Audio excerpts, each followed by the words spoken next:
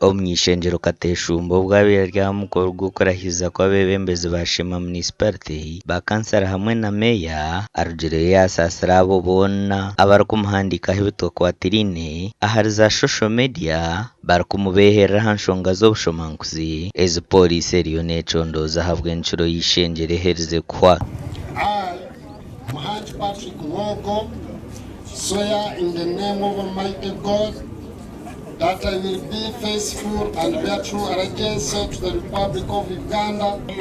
Swear in the name of Almighty God that I will be faithful, bear true allegiance to the Republic of Uganda. Abanyashema twinemo abantu abatakwendeza shema.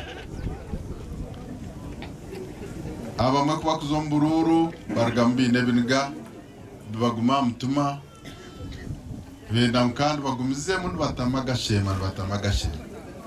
Bwena abantu aba propaganda abatari kwendeza akarungi kubona kashema yinda kubasabira umugisha hanga bakwateho abo kube cyo kuba no sabira ngo umuntu kimuhikeho kikugira ki rahanga no yatira umunsi. Kateshumba arabwire ba kansara barahire ngo atire yagegona yongeza budget ya municipality kurgaha billion mwenda kuzaha billion 21 buri mwaka ngo kandi utarkwenda korra abantu atahe ucerkare. Tasimire Anabera, swear in the name of Almighty God that I will give faithful service to this council. Ekabiri ya budget 9 billion.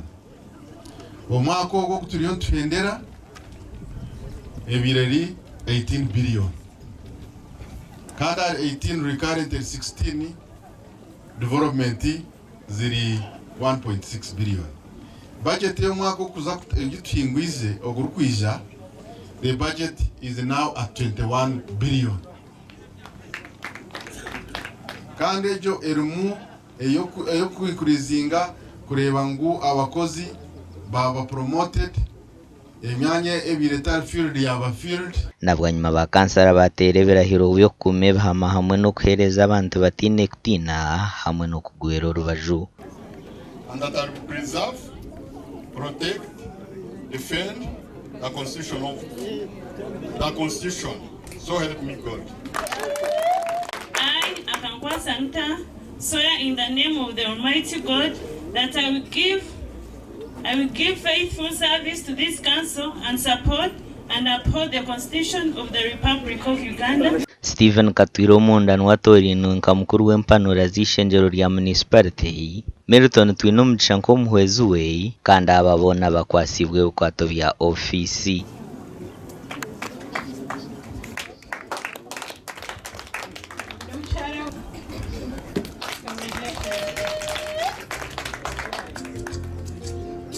Okututwire tukoraniwe netwija kwetera omuhimbo na nibanja okureba ngo foundation eje yosigire waleyinga mazima tiyarugaho. Echo nikikuraganisa, we are going to try our level best okureba ngo ubuzima Shema municipality twajongera aho sigire wajikomye. Simba ruhanga ndine bwarukiro kandi simba na members ba council abantu abo wese je burengere ni ayobururu makumyana utayo wanje yebururu butano ntabwo cy'abantu abanyine wese je kandi uko babonyinemu tujya kumiza mu tukora ibintu bya development hamone umukanso ukutwe turi batwino businge kandi tukakomeza mukakora policies eze byentunguka namwe house media kuza kwija ebizimbe byahe byombe kwa amagwaro gitu barukusima kwanje kwa abantu bona abanshabire abakozere nanye kurera ngo bancereza nkanye Justina ko mujuni ban supportinga kuba deputy mayor wa Shema municipality nindaganisa abantu banje bashema municipality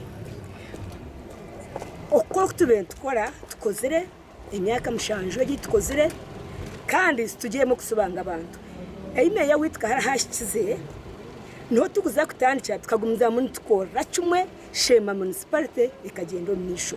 Nabwanyuma meyo Musyatorine Justin ko mujuno twira ryo muhwezu wa speaker nko muhwezu we kandi aba bahingwize no kuronda yo ruguto rumwe mu town ya Kabwohe okurweterera meya Aber Kahara.